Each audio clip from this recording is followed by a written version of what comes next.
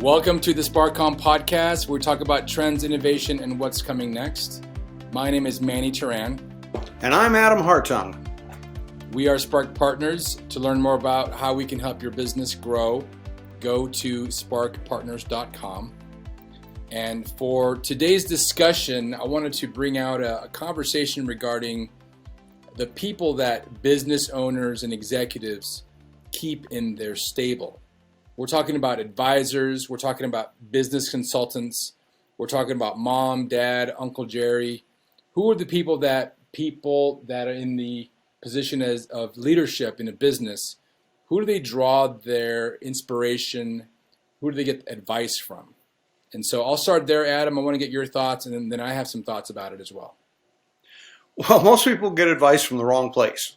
That's pretty simple. And usually it's because they don't know what they're looking for. They don't know what to even ask for. They're just saying, I've got a business, I want some help, let me get somebody to talk to about it, and then they reach out. And usually it's, as you said, a friend, a family member, maybe somebody that they saw as a mentor at some point in time, maybe an old professor, something like that. It's usually what I would call the comfortable shoe, right? They try to find a comfortable shoe that they want to exchange things with, as if somehow that person is going to be able to tell them how to have a wildly successful business. Yeah, it's very unlikely that unless it's Uncle Joe that made it big by growing his company to scale, it's likely the wrong people, the wrong person. And even with that, Uncle Joe or your father or your stepfather or your father-in-law or any of these people are usually, could likely be a generation older. And what they're going to do is tell you the story of their life, right? Well, this is what I did to be successful. What makes you think that's applicable in 2021? Right? If they made a successful business in 1995 or earlier, and then they, sold it, or it's still operating today, but the big growth is way behind them, then what makes you think again that they're going to be the kind of person that's going to take your business where you want it to be in 2030? Yeah, absolutely. So where do they go? I mean, I remember when I ran my business, I had an advisory group. They were made up of contemporaries, except for one was sort of like Uncle Joe, we just talked about. But everybody else was contemporaries that were actually in the middle of running businesses, and not from my industry, so I got some interesting perspectives. But I didn't get a lot of deep buy-in, right? They were just telling me off-the-cuff information. I don't think they really fully immersed themselves in my business. And it's really easy to give advice when you're sitting in the armchair of a situation and not in the battlefield. Yeah, I think, let's start off with, that's the structure of your advice. One thing you could try to do is put together a board of directors. Historically, this hasn't been very effective. Why not? Well, first of all, you probably didn't pay them anything. You said, hey, come be on my board of directors. I'll give you 1% of the company or something like that.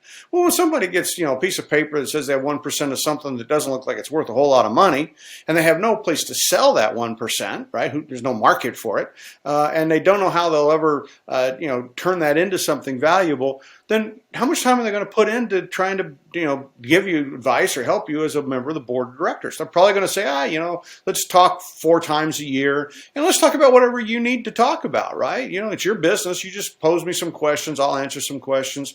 And by the way, because I'm on the board of directors, I feel compelled to talk about your legal issues, and I feel compelled to talk about your financial issues, because that's what a board of directors by law is supposed to do. Look out for the best interest of the investors. So that tends to get focused on finance and legal. So I don't see, a board of directors is not really a good structural tool for trying to get somebody that's going to help give you advice about your business. Because as you said, what's the buy-in there? I mean, you may think you just gave away something precious giving away 1% of your company, but from the receiver's end, it doesn't look all that valuable to them, right? They aren't really vested in your success. They want to be helpful, and it's kind of like, oh, I was in the casino. Someone handed me a dollar bill. I decided to put it in a slot machine. Really, that's the approach that I think most people on a board takes. And that doesn't even change for big companies. You look at how Sears went bonk. Look how GE went bonk. That's because the board's sitting there getting paid to do 4 meetings a year. The chairman, which usually the CEO or the lead director, sets up the agenda. You don't even get to say what's on the agenda. You go to the meeting. Time's allocated for whatever you're going to talk about. You do it. And mostly it's the CEO just sitting there saying, hey, I want to let you know what I'm doing and keep you informed. If you object, you don't get any extra money. If you say you want to review something, you don't get any extra money. Any waves you make that cause extra work just makes other people aggravated because now they're having to work harder, but nobody gets any extra money. And so most, boards of directors, even when you talk about a Sears or a GE, they're not really effective tools for helping you run your business. So then how do you effectively run your business, right? You've run businesses. So we've been in touch with hundreds and maybe even thousands of customers and clients, and I think we've got a pretty good idea, but I want to hear you say it. Well, okay, I want to go now to the sort of the next idea, which is a lot of people say, well, I'm going to hire a consultant. And I think what we have to be aware is that consultants are very good for solving problems. So if you have a specific problem, you can say, I'm going to hire a consultant, like, oh, I want to build a sales force, or I want to set up a new compensation plan for my sales force, or I want, something related. I want to find out how to take my business into the western part of the U.S., or I want to see if I could export something to China or South America. You get a consultant. Why? Because they're an expert in one thing. They can talk to you about that one thing, and they'll try to solve that one problem. By definition, it's going to be narrow because you hire consultants with a great fear of what they're going to charge you. You say, okay, if we let these guys go unbounded, it's going to be incredibly expensive. And all they're really going to try to do is borrow my watch to tell me the time anyway. So let's be sure that we keep them very, very narrowly focused. But the world's not a narrow place. Right? You want to export to Brazil, they might start telling you about how to do Brazil. They don't realize you got problems with your manufacturing or where your supply chains originate in South America or in the Far East. They don't know what your manufacturing plans are for the future. They don't know how much demand equals supply and whether you got a backlog of inventory or you're selling everything out. I mean, there's all these things you're not going to tell them because in the multivariable complex world that you live in, you want them to solve one problem. So that's why people get mad at consultants. They'll be like, well, they studied it, they gave me an answer, but I don't know how to implement this given all the other variables that I have to deal with in my business. Right. So, consultants, I'm not putting them down. I'm a consultant. I've done a lot of consulting work, but I tend to be very, very careful and very aware of saying, look, when I'm going to try to solve this problem, I need to know something about the context in which it's going to be solved. Yeah. But vast majority of consultants don't worry about that. They're just like, okay, you're hiring me to do a job, I'm going to do a job. So that's why, that you sit and say, well, okay, if you're not going to do it on a board, and you can't get my buddies on the board to help me out, and if hiring a consultant isn't going to give me the answer to my problem, what do I do? And I think the issue here we're trying to get to is you need a coach. If you think about what a coach does for you, let's take, like, for example, professional athletes. There isn't a golfer out there that doesn't have a coach. Now, I like to golf. I know you're not much of a golfer, Manani, but I do like to golf. I'm growing in my abilities. What's fascinating to me is how many people I've met and they golf and they go out and they shoot the score and it's not as low as they want. Then I'll say something to them about, oh, okay. So they say, well, I had trouble today putting, or I had trouble today with my drive or whatever. Okay, that's fine. And I'll say, oh, so, do you have a coach? And they'll say, oh, no. And I'm like, oh, so you're going to work that out on your own, huh? You're going to lower that score on your own. When Tiger Woods was still playing golf, you realize he had 4 coaches, right? When Rory McIlroy is out there, warming up on the day before or the day of a tournament, he's got 2 or 3 coaches watching everything he does. I think I told you I'm taking up some golf lessons. I've got a coach myself. And one thing he said, this guy's great. He's very hands-on. He just jumps right in. He's very transparent. He doesn't mince words. He's expensive as well because of it. But he said this clearly to me. He says, the reason that I'm here as a coach is because you can't see yourself swing the club. You can't see yourself. I can see you, and there's all kinds of technology you can employ to see yourself. But you can never see yourself the way I see you. Right. Right. It's just so true. Because he's outside the box. You're in the box. He's outside the box. And then he can give you advice about things that you need to do. And the other thing is that as a coach, he was looking at everything. So any good golf coach will tell you that he never gives you more than one thing to change per lesson. There might be 8 things in your swing that need improvement, but you don't try to change all 8 of them at one time. You say, today we're going to focus on your grip. We're going to focus on how you use your hands, or how you follow through, or how you pull into your backswing, and you'll focus on one thing and then go off and practice that for a while. Because why? The coach is thinking about the context. He's thinking about who you are, what you're going to do, how you're going to take it to the course, how effective things have been in the past. I mean, I'm a huge fan of the movie. It stars Kurt Russell as the coach who put together the U.S. hockey team that beat the Russians. What was it, 30 years ago, something like that? Yeah, exactly. When the Russians you had no professional athletes in the Olympics. There were no professional athletes, but the Russians, of course, cheated because they didn't have professional athletics, so their very best they considered them amateurs, and they always just slaughtered everyone. And Kurt Russell was this coach who put together a team that went to the Olympics, and I think they called it the Miracle on Ice or something like that, Yeah. and they beat the Russians, and they won the gold medal in the Olympics. And you look at that and you say, what did Kurt Russell, what did that coach actually do? He looked at the context saying, what do I have to do to put the pieces together to win? He's looking at many pieces, the forwards, the back people, center ice. Then how am I going to play the game? And who is my competition? Who am I going up against? He's looking at all these factors and he's putting things together. And I think that's the part that you need. You have to have people that are taking in this context, the whole world. And I think it goes beyond that. So if we use the analogy of piloting a sailboat, a consultant will walk up to you, push you out of the way, take the reins for a while, and then bow out and say, good luck, right? I took care of you. I got you through the weeds. I got you through the rocks. I got you through these big swells, whatever. And then they walk away. I think the business coach and the ones that we, the things we do, as well as your own experience, keeps you in that driver's seat, but lets you know that, hey, listen, when the swells come this way, this is what you need to look out for. And I think that sort of like having the experience is important. But if it goes beyond that, because of course, the coaches that coach Tiger Woods and all these other hardcore golfers, they're not as good necessarily than the people that they're coaching, but they're better at coaching than they are at playing. It's a special skill. Yeah. It's kind of like educators. Educators are that same way. They'll they know how to teach, and they might know how to do. But they know they reach the limit on what they can do, and they can help other people get beyond them, right? And they enjoy that. That's where they get their success. That's what they like.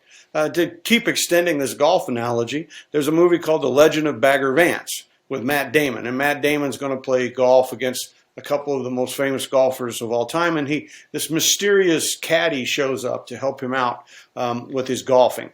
And there's this point where he has to hit a certain shot, and the caddy pulls out a club, and I think it was like a 2-iron, but this is staged 100 years ago. And he hits this ball, and he goes, "Wow, that's fantastic!" So then the movie goes on a little bit, and he gets in a tough position. He goes, "Bagger, hand me that same club again." And he goes, "You sure?" And he goes, "Yeah, hand me that same club." And he goes, "There's a time to use that club, and there's a time to leave it in the bag." And he says, "Nope, I want that club." Takes it out and immediately blows the shot, because he was not in the right position. And that's what the coach is like. He's like, you get used to using the same tools.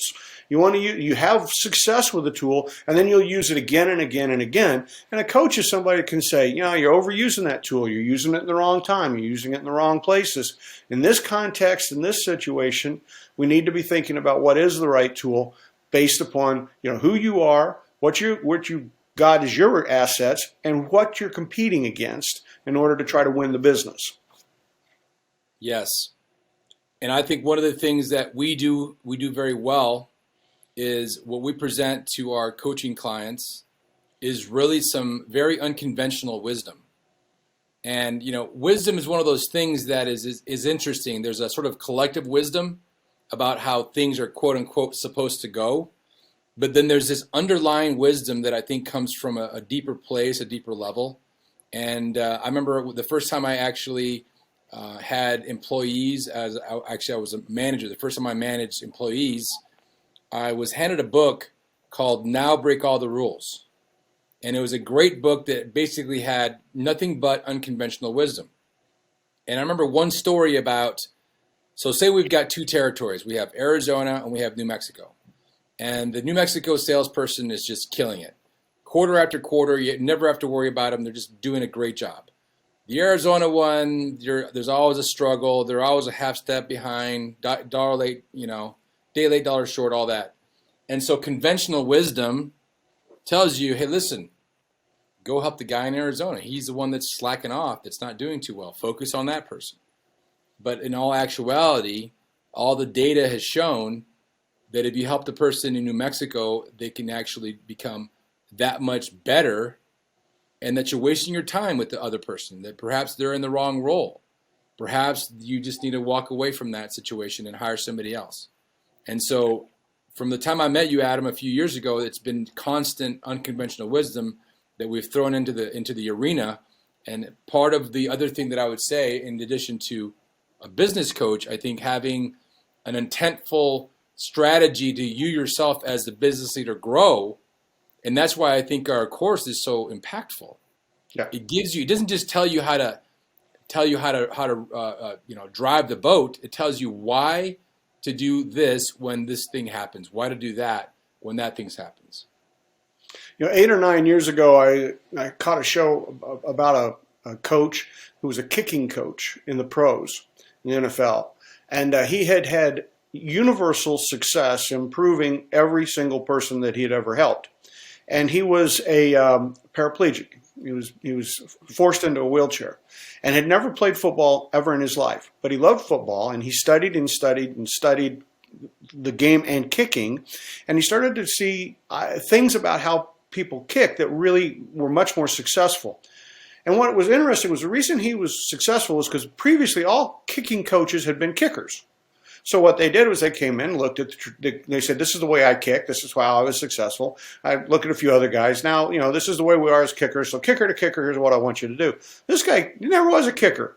And it forced the kickers themselves, to sit back and say, okay, I'm being coached from a different frame of mind. I'm being coached from a different perspective. I'm being coached from somebody who's studied on this and figured out how to make it be really, really good. Not because they were going to be a kicker, but because they wanted to teach people how to be kickers. And that's where I think what the part of the point you're trying to make here. The person who's being coached has to be willing to accept coaching. Your salesperson in Arizona might not have been doing well, but we don't know why, right? And if you don't know why and you can't get specific about it, then you can't do much to help out, right? And he might not be, and a lot of times people aren't very good at accepting coaching. I've seen people go to golf coaches and the coach say, do this or do that. And they're like, well, that's hard. I'm not going to do that. I play golf for fun. Well, okay, if you want to have a high handicap and you want to go out and lose a lot of balls and that's fun for you, fine. But if you want to get better, if you want to be more successful, then you're going to have to make some changes. So the biggest problem I've seen is not usually coaches in business. I think there's some good coaches. The issue is often the person being coached. Are you willing to be coached? Are you willing to take advice from somebody else? Like I said, you can get 4 of your uncles and put them on a board of directors, get together and have barbecue every 2 weeks and ask about the business, and nobody's committed to anything. They're not committed to your success, and you're not committed to implementing what they tell you to do. Right? No, as we've discussed in the past, it kind of boils down to the self. We kind of dip our toe into the philosophy of things, but it's absolutely true. If you are an entrepreneur or executive and you say you want coaching or you want to change your business, but you can't change yourself, or you can't make any adjustments to your own mindset, it's not going to go anywhere. And one of the other problems we have is that there are a lot of business coaches that focus on interpersonal relationships. So they're very successful. They make a lot of money, coaches who can sit down with you and say, well, if you interact this way with your employees, you'll do better. If you interact this way with your suppliers, you'll do better. If you interact this way with your peers or your boss or whoever, and they look at it, that kind of coaching as being that interpersonal coaching. That sort of seemed like, well, you're going to help me out with my communications to do what I want to do. But when you say to somebody, well, I'm just going to help you make better decisions because I can look at it from a different point of view. I have a different vector. I'm not blocked up. I'm not inside your box. Then people sort of stop and they're kind of like, well, wait a minute. I guess I kind of like that idea, but am I really willing to do it? And that's the biggest problem. Can you get over yourself? Can you say to yourself, I don't have the answers, and mean it? We'll all say, hey, I'm not a genius. We'll all say, hey, I'm not, I don't have all the answers. We throw those phrases around, but do you mean it? You're really willing to admit that, I could probably do a lot better if I had somebody helping me out. Somebody who really did have a vested interest in me. And that's another thing about a coach. Whereas consultants tend to be one-time situations solving one problem. The coach is somebody you want to have around for months, right? It's somebody you want to engage, and you want to compensate them for what they do. You want to say, look, I'm making some decisions. Let's talk these over. Let's, get on the phone. Let's discuss read my emails. Let's see what the different options are. Let's talk about what I see as somebody who needs some coaching. Let's talk about what the coach sees, and the coach should be giving options, and it should be a discussion. And then you have to live in the world of competition. So you see, as we do these things, how's it working? How's it not working? Did we give it enough time? These are all very difficult things to do. As they say, it's very difficult to remember that your objective was to drain the swamp when you're butt deep in alligators, right? And so if you're out there fighting the good fight, you're in the war, and it's easy to forget what the objective was. It's easy to forget, to get tied up in all the work you're doing and lose sight of your strategy, lose sight of what it's going to take to be successful. And so that's where I think, it's really, do you want to be successful? Because if you want to be successful, I don't really know anybody who was really successful that didn't have a coach, right? Didn't have some help. Now, some people are lucky and they're born with parents who were very good at it, and good in business. That's good. That's a good coach. Some people have other relatives. Like I said, some people created a mentor in their working relationships. Some people picked up a college professor along the way. And those have worked. But if you're not lucky, those are lucky that they happen. It's better you go find a coach that fits your need, right? That can help you out. I had a golf coach once who was adamant that every time I took a lesson, I would shoot lower the next round of golf. And he really wasn't a good coach for me, because I had an objective to want to break a long-term score of 80. I wanted to shoot under 80. And getting a little bit better that week, what was happening is I was going from correcting one problem, and I'd go for a while, and then another problem, and we'd just keep correcting problems, but the total score wasn't going down. And then when I, moved to Nevada, I was able to get a coach, and I told him what I wanted. And he says, okay, we're going to work on part of this for a while until you get that. Then we'll go to a second part for a while till you get that. And we did get my score down. I haven't gotten my magic 80 yet, but over the course of literally 3 years, we've been able to get me much more consistent about how I play golf, much more consistent about how I make my decisions about playing golf. But it's been a 3-year relationship. And that's where I think our people need to realize, you get a great course like the one that we have to offer that can help you start thinking outside the box. Get some of those ideas down around trends, and then think about, okay, what is it I don't know? I need somebody to help tell me what I don't know. The thing that I'm missing, the thing that I should be paying attention to. And, I don't know what I don't know. And I need somebody that can help me find out what I don't know. Talk to me about some hard realities. Talk to me about some hard facts. And again, make sure the relationship is intended to be a long-term relationship. Because if it's not, people will always sugarcoat everything, right? Nobody wants to ruin relationships, especially if there's any money involved. Yeah. So they'll tend to pull easy on the strings, right? They'll tend to be very careful. And you got to make sure that's not what you're asking for. You got to make sure you're in a relationship where you're saying, I want to be successful. Let's be successful together. No, that's so true. And, when I was running my company, especially towards the end, I felt very isolated. I felt that very few people knew what I was going through. And I joined a group called Vistage. And of course, that's how you and I met initially. And I was with Vistage for about 2.5, 3 years. And it was useful in the sense that we had a community of people that kind of knew where I was. But I think the limitations that you've identified is there was no vested interest. It was like, once a month we'd get together for half a day or maybe a full day and get a lot of value. Don't get me wrong. But what I really needed is what we're providing now. Our coaching process, our course, and being able to really, with a lot of kindness and respect, push the people that we help. And they've got to be open to that. Otherwise, it's not a good relationship. I mean, when they understand that we're helping them out and we have their best interest in mind, I think that it starts with them to open up and be able to then, make the changes they need to make in order to grow their own business. And again, you're pointing out one of the problems with another structural approach to trying to get help to be successful, and that's an advisory board. And when people say, let's put together an advisory board of 6, 8 folks or something that will give me feedback. We'll sit down and talk about things and get feedback, and maybe I'll pay them, Well, the issue with that is that those 6 people, why are they there? Now you have a group dynamic you have to deal with. Who's the Who's the alpha dog in the group, and who's got what role. And it doesn't take very long until of the 6 people, one's the expert on people, one's the expert on finance, one's the expert on contracts. They start to find out where their niche is in the group and how they're going to interact. And then they also, they're like, I don't want this group to fall apart. So they start paying attention to group dynamics. And if they think one of the people's giving bad advice, they don't say anything. Or you get into this situation where it's, well, my approach is A and his approach is B, and whose approach is better and who's got the biggest walking stick here to try to beat it out of people. It's just why advisory boards are very difficult. I mean, there's a role for an advisory board, but it tends to be in much larger organizations, something up there at $100 million plus for sure, $200, $300 million, where you do need multiple points of view. And then typically, you got to be very careful about how you structure the advisory board, and managing the advisory board needs a coach. You really need a leader for the advisory board to be effective. So if you've developed a coach as you've gotten to that size, and then you want to put an advisory board in place, then that coach can help make sure that advisory board is helpful. But just grabbing 6 random people that are smart and asking them to be helpful, and you'll probably make the mistake of getting 6 people from your industry or 6 people from your background, or in school, people that, again, you're going to fall into the, what the comfortable shoe phenomenon here, even when you're reaching out to try to get some outside points of view. So, advisory boards they can be effective, but they've got to be very carefully structured and very carefully managed.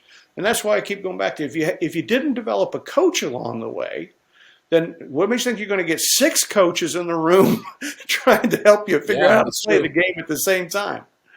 It's absolutely true. So we spoke about bias in a couple of our podcasts. We have a lesson in our course, Think Innovation, specifically about bias and how to overcome it. And there's a certain level of lemming mentality, everybody running in the same direction over the cliff, when you don't have, when you've got bias in your midst. And so, that's a very powerful concept to remove bias from your meetings, your interactions with your advisors, with your coach, your team. I think it's pervasive in business and in life everywhere. Yeah, very, very true. Very true. So I think, again, for people who aren't familiar with this and they're trying to figure out how to grow their business, I would say, first of all, you need something like the Think Innovation course just to get you grounded, just to get you started to think about, the 12,000 companies that went into that course, the case studies, the 24 years of research, the prove outs, the comparisons with other approaches to strategy, all that stuff. I mean, it gives you a starting point that's proven, right? It's like the guy who watched the kickers. That's what we did. We watched and watched and watched over a long time. Remember, the study started in 1995. And it wasn't until 2007 that we published the book, Create Marketplace Disruption. So it took 10 years just to kind of wade through that part of it, and now we've had another 15 years of practice. And that's where you want a good coach, somebody who's been there, seen it, played the game, gets out there and still plays the game, but has the background and the information to kind of help you get going. You take the course, you get started putting things down, but as you're working the material, inevitably you're going to have questions. You want to know that whoever provided you the material is somebody you can talk to.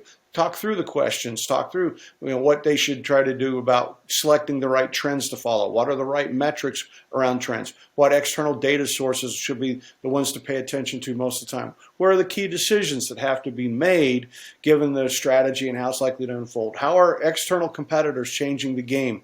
What kind of market adjustments, market shifts are happening? What could be predicted?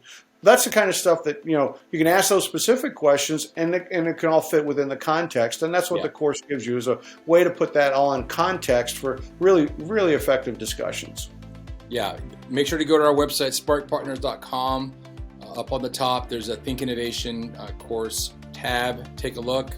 And very impactful information, insights, unconventional wisdom, and some things that can really take your business to the next level. So with that, Adam, I'm going to sign out for today. And upon your final word, I hope you have a wonderful rest of the weekend. Thank you. Thank you. Take care.